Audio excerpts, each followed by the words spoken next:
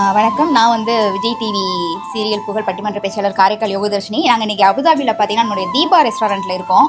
ஆனால் உண்மையாகவே நான் வந்து காரைக்கால் பொண்ணு மேடம். பாண்டிச்சேரின்னு சொன்னாலே எல்லாருக்குமே தெரியும் தமிழ். அதை நீங்கள் வந்து மேம் வந்து பார்த்தீங்கன்னா திருச்சி தான்.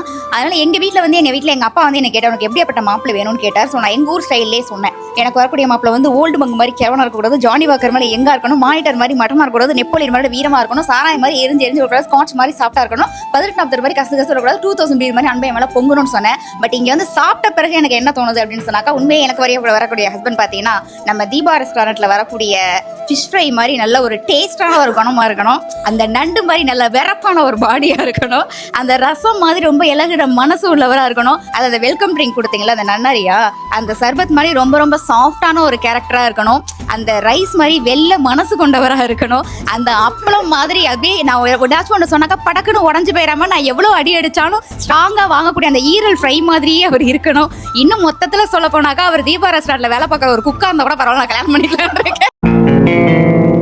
ஏய், என்னைய வச்சு ஒன்னும் காமெடி பண்ணல. அந்த அளவுக்கு A to Z ஒவ்வொரு டிஷ்மே உண்மையாகவே நாங்கள் வந்து துபாயில் தான் சாப்பிட்டோமா இல்லை வந்து எங்கள் ஊரில், அதாவது நாங்கள் வந்து காரைக்கால் சீ ஃபுட் எல்லாமே அங்கே தான் நல்லா இருக்கும்னு நினச்சேன். அந்த மீன் குழம்பு பார்த்தீங்கன்னா உண்மையிலேயே எங்கள் பாட்டி செய்கிற ஒரு டேஸ்ட் இருந்துச்சு. மனசார சொல்கிறேன், ஏன்னா எனக்கு செய்ய தெரியாது. எங்கள் பாட்டி செய்கிற ஒரு டேஸ்ட் இருந்துச்சு. மீன், நண்டு, இறால், அது மாதிரி காடை குப்பரப்படுத்து கிடந்து இன்றைக்கி தான் நான் பார்த்துருக்கேன்.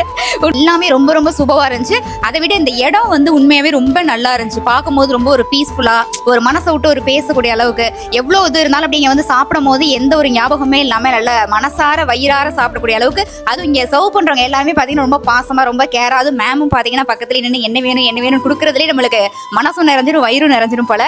ரொம்ப ரொம்ப சந்தோஷமா இருக்கு இங்கே வந்து இப்படி ஒரு லஞ்ச் எங்களுக்கு கிடைச்சது வந்து ரொம்ப சந்தோஷமா இருக்கு. Thank you Deepa ma'am. எனக்கு ரொம்ப சந்தோஷம் உங்களுக்கு சர்வ் பண்ணது. நீங்கள் இவ்வளோ என்ஜாய் பண்ணி சாப்பிட்டீங்கன்றப்போ ரொம்ப தேங்க்யூ மேம்.